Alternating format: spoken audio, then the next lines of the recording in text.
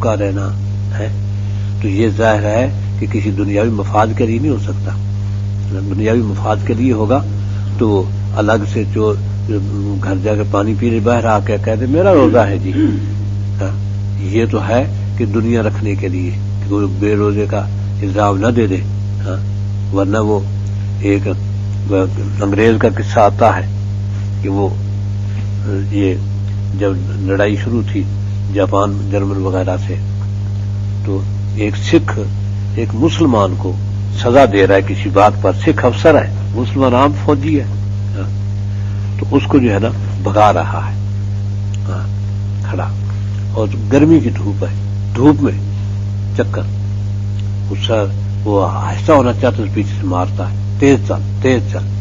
وہ انگریز کہتا ہے کہ میں بڑا متاثر ہوا, اتنی شدید دھوپ میں اس افسر کو اتنی ایسے سزا نہیں دینی چاہیے, وہ تو غلط کر رہا ہے. یہ تو دیکھے کتنی گرمی ہے اور پیاس سے میں دیکھوں اس کا برا حال ہے, پسینہ پسینہ, پیاس سے برا حال. تو وہ جو ہی اس نے بند کی سزا وہ سیدھا بھاگا نلکے کی طرف. وہ نلکے ہوتے تھے اس وقت. میں نے کہا بیچارہ پانی پیے گا یہ بھاگا. اس نے جا کے ہاتھ دھوئے, منہ دھویا, منہ دھو کے کلی کر دی. کلی میں نے کہا پانی نہیں پیا اسے. میں نے اسے بلایا, میں نے کہا خدا کے بندے تو نے اتنا, اس نے سخت سزا دی, بڑا ظالم تھا وہ, تو پیاس تجھے لگی, میں نے دیکھا تیرے ہونٹ خشک ہو رہے ہیں تو نے پانی نہیں پیا. نہیں میرا روزہ ہے. میں حیران ہوا, روزہ کیا ہوتا ہے؟ میں نے کہا روزہ. اس نے کہا اس طرح اللہ تعالیٰ کی رکھتے ہیں, ہمارا حکم ہے, مسلمان ہیں ہم, ساری وقت بند کر دیتے کھانا پینا اور پھر مغرب کو روزہ کھولتے اور درمیان میں کچھ کھاتے پیتے نہیں. کہتے مجھے بڑا اس سے متاثر تم بہت ہوا اور مجھے رحم بھی آیا. میں نے وہ شربت بنایا ٹھنڈے پانی کا اور اسے بلایا. بلا کے میں نے کہا کوئی نہیں دیکھتا, ادھر بیٹھ کے پی لے. کہنے لگے جی نہیں, اللہ دیکھتا ہے جس کے لیے روزہ رکھا ہے. یہ روزہ لوگوں کے لیے نہیں رکھا, اللہ کے لیے رکھا ہے. وہ یہاں بھی دیکھتا ہے, پانی نہیں میں پی سکتا. کہتے اس چیز نے میرے دل میں اسلام کی حقانیت ڈالی, جس سے میں مسلمان ہو گیا. یہ ہے تقویٰ کہ پیاس برداشت اللہ کے لیے کی جاتی ہے. ورنہ صرف روزہ میرا روزہ ہے جی, میرا روزہ ہے, وہ پھوت بنانی ہے اور اندر جا کے گویا شربت بھی پی لیا چپکے سے ٹھنڈا فریج سے نکال کے اور روزہ بھی نبھا دیا. تو یہ نہیں کرتا مومن. وہ روزہ اللہ کے لیے رکھا ہے. اس لیے تقوی میں بڑی تاثیر ہے روزے کی کہ اللہ تعالیٰ کہتے ہیں کہ میرے بندے نے میرے لیے کھانا پینا چھوڑا ہے.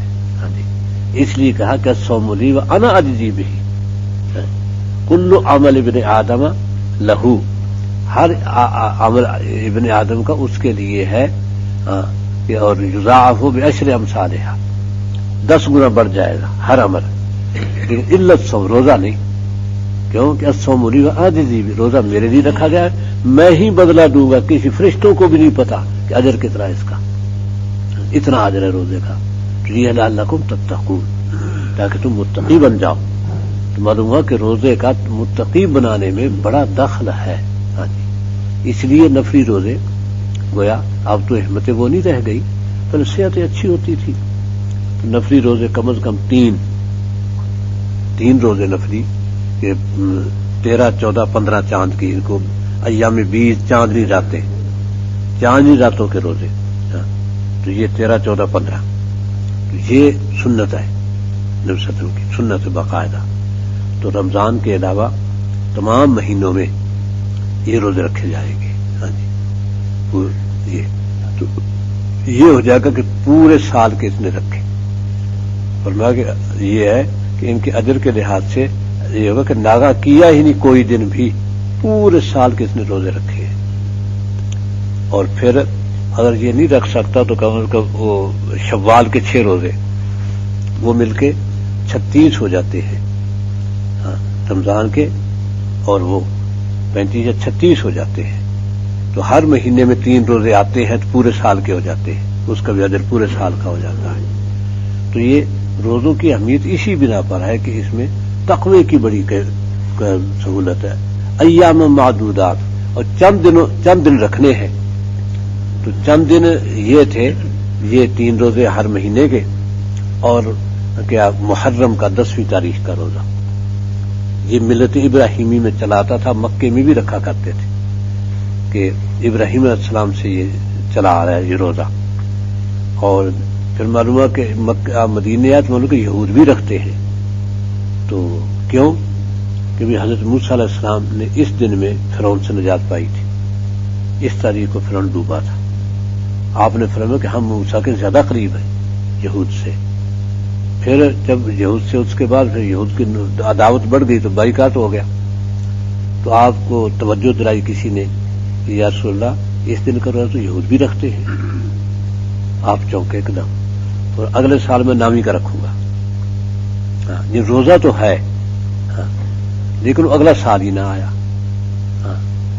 کیونکہ ربیع الاول میں آپ کی وفات ہو گئی. اسی یہ آخری روزہ تھا جو آپ نے 10 کا رکھا.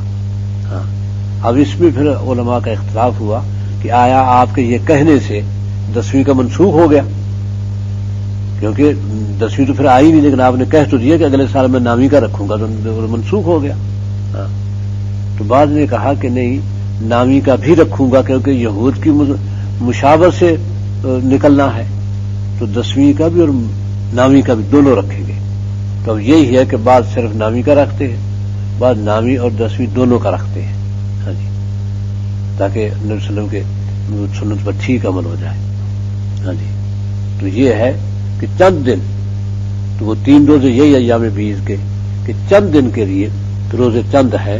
فمن کان منکم مریضا او علی سفر، تو جو تم میں سے بیمار ہو یا سفر پر ہو تو اس پر فرض نہیں ہے. فعدۃ من ایام اخر، وہ دوسرے دنوں میں گنتی پوری کر لے.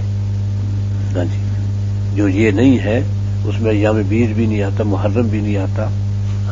تو ان دنوں میں یہ اپنی تعداد پوری کر لے. جو سردی میں کر لے، جس وقت بھی کر لے. ہاں جی، تو بہرحال بیمار اور مسافر کے لیے اللہ تعالیٰ نے یہ رعایت دے دی، اجر پورا ملے گا. ویسے اگر سستی سے روزہ چھوڑ دے، سے ہمارے یہاں کیا کریں گے، نہیں رکھا جاتا. بعد میں خیال احساس ہوا کہ میں نے بہت غلطی کی ہے. اب وہ روزے رکھتا ہے تو جو ایسے جو غفلت سے، سستی سے جان بوجھ کے روزہ ترک کیا ہوا ہے، ساری زندگی روزے رکھتا رہے، اسے ایک اجر پورا نہیں ہوتا.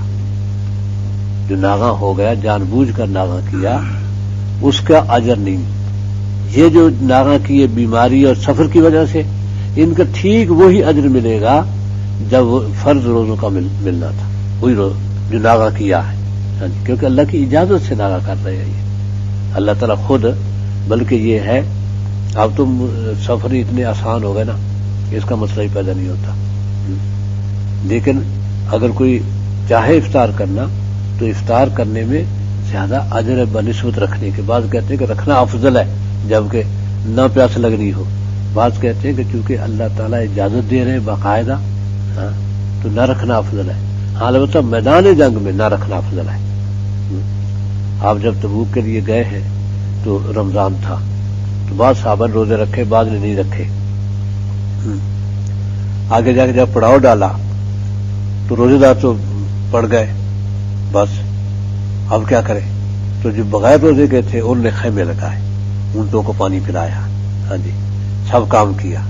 آپ نے فرمایا کہ بے روزہ جو تھے وہ لے گئے اجر سارا. ہاں جی، کیونکہ یہ کام کون کرتا، یہ تو روزے کی وجہ سے پڑ گئے. اور ایسی جب فتح مکہ کے وقت آپ چلے ہیں تو آپ نے ذوالحلیفہ سے گزرے تو گویا اونٹنی پر بیٹھے بیٹھے پانی پیا سب کے سامنے. یہ بتانا تھا کہ میدان جنگ میں جا رہے ہیں. ہاں جی، اس لیے سب نے پھر روزے کھول دیے. تو یہ ہے کہ جو سفر پہ ہو اور یا مریض ہو تو دوسری دن میں گنتی پوری کرے. اور وَعَلَى یُطِيقُونَهُ، اور ان لوگوں پر جو اس کی استطاعت رکھتے ہیں، فدیۃ طعام مسکین، فدیہ دینا ہوگا ایک مسکین کا کھانا. یعنی یہ شروع میں یہ تھا کہ کوئی نہیں روزے رکھ سکتا تو فدیہ دے دے. بعد میں آگے جو آیات آ رہی ہے رمضان کے بارے میں پھر یہ حکم بھی منسوخ ہو گیا. ہاں جی. اور بعض فقہا یہ بھی کہتے ہیں کہ اس سے مراد ہے صدقۃ الفطر، کہ جو طاقت رکھتے ہیں دینے کی صدقۃ الفطر، جن پر اگر یہ سال بھر یہ کیفیت زکوٰۃ واجب ہو جائے، یہی کیفیت اگر عید الفطر میں ہوئی تو وہ واجب ہو جائے گا صدقۃ الفطر. ہاں جی.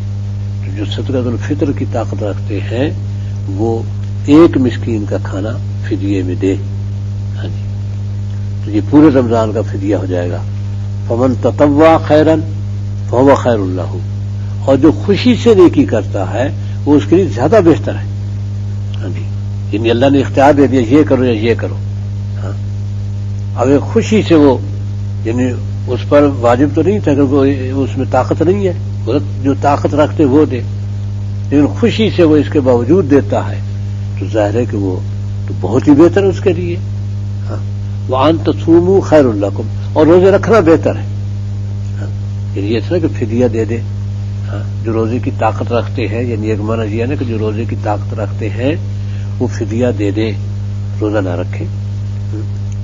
لیکن وہ فدیے کی بھی طاقت رکھتا ہے، روزے کی بھی، اس کے باوجود روزہ رکھتا ہے، فدیہ نہیں دیتا، روزہ رکھتا ہے تو زیادہ بہتر ہے. ہاں. تو یہ یہاں بتا دیا کہ ان کنتم تعلمون.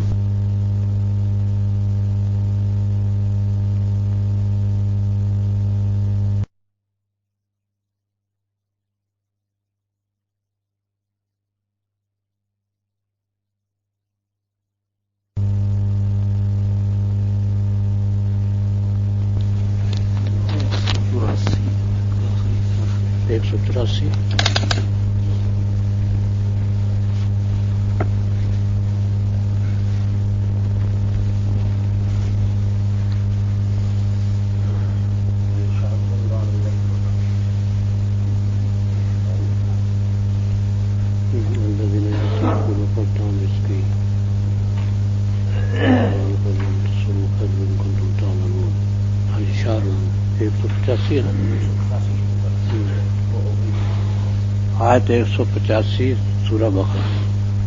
اعوذ باللہ من الشیطان الرجیم. بسم اللہ الرحمن الرحیم. شہر رمضان الذی انزل فیہ القرآن ھدی للناس وبینات من الھدی والفرقان فمن شہد منکم الشہر فلیصمہ ومن کان مریضا علی سفر فعدۃ من ایام اخر یرید اللہ بکم الیسر ولا یرید بکم العسر ولتکملوا العدۃ وَلَتُكَبِّرُوا اللَّهَ عَلَىٰ مَا هَدَاكُمْ وَلَعَلَّكُمْ تَشْكُرُونَ. رمضان کا مہینہ، شہر رمضان الذی انزل فیہ القرآن، یہ وہ ہے جس میں اتارا گیا قرآن. الذی انزل، جس میں، الذی اتارا گیا، فیہ جس میں قرآن، ھدی للناس وبینات من الھدی، قرآن جو سب لوگوں کے لیے ہدایت ہے اور ہدایت کی کھلی کھلی دلیلیں، بینات والفرقان، اور یہ فرقان بھی ہے. تو رمضان چونکہ یہ 12 مہینے عربی کے قرآن کے نزول سے پہلے ہی ان کے ہاں مشہور تھے مہینے. رمضان کے معنی ہے وہ گرم، تو یہ مہینہ جس دن کے نام رکھے گئے اس وقت گرمی میں ہوگا، تو اس لیے اس کا رمضان نام پڑ گیا. تو ویسے تو سردی میں بھی ہوتا ہے، گرمی 12 مہینے میں چلتا ہے، سارے مہینے ایسے عدل بدل ہوتے رہتے ہیں. تو اب رمضان کے مہینے کو خاص کر دیا کیونکہ لیلۃ القدر اس میں ہے. قرآن لیلۃ القدر میں نازل ہوا کہ انا انزلناہ فی لیلۃ القدر. اور دوسری جگہ ہے کہ لیلۃ مبارکۃ یفرق فیہا کل امر حکیم.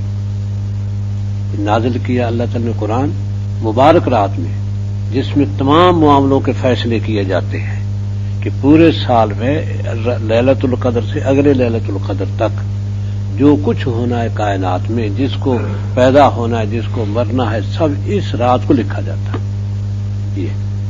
یہ رات ہے لیلۃ القدر. قدر کے معنی تقدیر کی رات ہوا ہے، تقدیریں اس میں آتی ہیں. ہاں جی. یہ جو مشہور ہے نا وہ شعبان کی 15ویں رات وہ غلط ہے، اس کی کوئی حقیقت نہیں ہے. یہ تو قرآن میں 2 جگہ اس کی فضیلت ہے.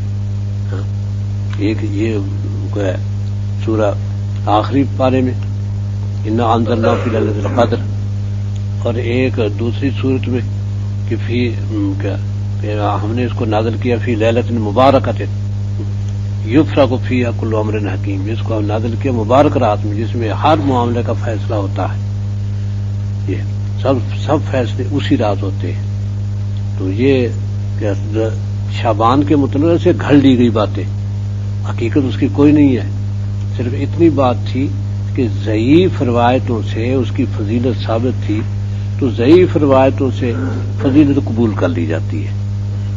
ضعیف روایتوں سے حکم نہیں ثابت ہوتا کوئی بھی، فضیلت ثابت مان لی جاتی ہے. چلو فضیلت اجر زیادہ ہے بس، اس لیے بزرگان دین نوافل پڑھتے تھے اس رات کو. یہ نہیں کہ اس رات کی کوئی خاص فضیلت آتی ہے. ہاں، وہ ضعیف روایتوں سے فضیلت آئی، اس بنا پر نوافل پڑھنے شروع کیے. اب اس کے ساتھ بہت زیادہ، کیونکہ ادھر یہ شیعوں کی رایت ہے کہ امام خمینی کا میں نے رسالہ پڑھا، عربی میں تھا. اس نے کہا کہ جتنے انبیاء دنیا میں آئے سارے ناکام لوٹے، کوئی کامیاب نہیں ہوا، حتیٰ کہ خاتم النبیین یہ بھی دنیا سے ناکام گئے. ان کے مشن کو کامیاب کرے گا امام غائب، ہاں جی، جس کا پتہ ہی نہیں، جس کا وجود نہیں، امام غائب.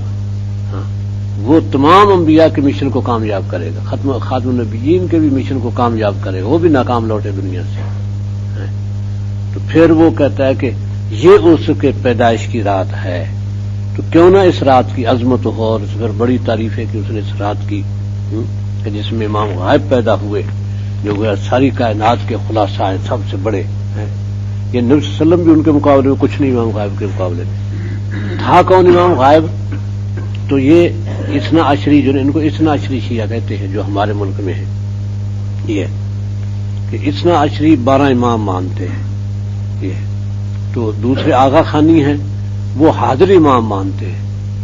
وہ ان کا عقیدہ یہ ہے کہ جو امام اس وقت موجود ہے رب اس میں ہے گھسا ہوا، بس جب یہ مرے گا تو رب اس سے نکل کے دوسرے آغا خان میں گھس جائے گا، بس یہ امام حاضر ہے. ہاں جی. تو وہ ایک وہ مسلمان ہو گیا تھا آغا خانی، تو اس کی کتاب میں نے کتاب انگریزی میں تو اردو ترجمہ پڑھا. تو اس نے کہا کہ میں سن 1957 میں میٹرک میں تھا، تو آغا خان سلطان محمد جو اس آغا کریم سے پہلے تھا، وہ بیمار ہو گیا. اب ہمیں کہا گیا کہ بھئی وہ کیا اس کے لیے دعا مانگنی ہے امام غائب کے لیے. دعا ساتھ ہی وہ رب ہے، اس کے لیے دعا مانگنی ہے. کہ جماعت خانہ کہتے ہیں، ہمارا جماعت خانہ ہوتا ہے، مسجد نہیں، جماعت خانے میں چلو. وہ ایک بڈھا کہتے میرے ساتھ بیٹھا، وہ دعا مانگے، اے ہمارے امام تو اپنے آپ کو تندرست کر لے، ہم سے تیری بیماری نہیں دیکھی جاتی، اے ہمیں تندرستی دینے والے اپنے آپ کو بھی تندرست. میں سوچوں کہ بیمار ہونے کا شوق ہے کہ ہم دعائیں مانگ مانگ کے اس کو تندرستی پہ آمادہ کریں. خود بیمار ہوا بیٹھا ہے، عجیب امام ہے، وہ یہی دعا مانگے جائے. ہاں جی. وہ تیسرے دن مر گیا. تو وہ اس سے پہلے اس نے آغا خان کو اس کو کیا کریم آغا کو اس کو بنا دیا تھا امام. تو اب اسے دفن کر رہے. میں حیران، رب قبر میں دفن ہو رہا ہے، ہمارا رب ہے، ہم زندہ ہیں، مخلوق اس کی، کہ وہ اس میں گھس گیا. وہ ایسا کیسا رب ہے جس کو جگہ ہی نہیں ملتی، کبھی کسی میں گھس جاتا، کبھی کسی میں گھس جاتا ہے. چلو جس میں گھسا ہے اسی کو مستقل رکھ لے، جس میں رب گھسا ہے نہ مرنے دے اس کو، وہ کیوں مرتا ہے؟ یعنی اتنا نامعقول مذہب ہے. ہاں. تو وہ آغا خانی ہے. تو آغا خانیوں کی پاکستان میں بڑی طاقت ہے، کیونکہ طاقت تو اوپر امریکہ دیتا ہے نا، یہودی دیتے ہیں، ان کی بھی بڑی طاقت ہے. تو خمینی نے کہا کہ ان کا امام غائب ہے، حاضر نہیں ہے، تو وہ نکلے گا ایک دن غار سے. تو 12 امام کہتے 11 تو پیدا ہو گئے. تو حسن عسکری جو تھے رحمت اللہ علیہ تابعی تھے، وہ 11ویں تھے، 11ویں تھے، تو اب ان کے ہاں اولاد نہ ہوئی، تو یہ آغا خانی اسماعیلی کہلاتے ہیں. یہ کہتے ہیں کہ اولاد ہوئی تھی اسماعیل، بس وہی امام ہے. ہاں جی، تو وہ حاضر ہے، بس وہ آگے اس سے چل رہا جس کو اس نے امام بنا دیا، یوں چلتے آئے. یہ کہتے ہیں جو اثنا عشری ہے کہ وہ تو بچپن میں مر گیا تھا، وہ اسماعیل تھا، پھر اولاد کوئی نہیں تھی، مر گیا. اب 12واں امام کہاں سے آئے؟ تو ایک شخص تھا، اس نے کہا میں تمہیں راز کی بات بتاتا ہوں، میرے سوا یہ راز کسی کو معلوم نہیں. کیا؟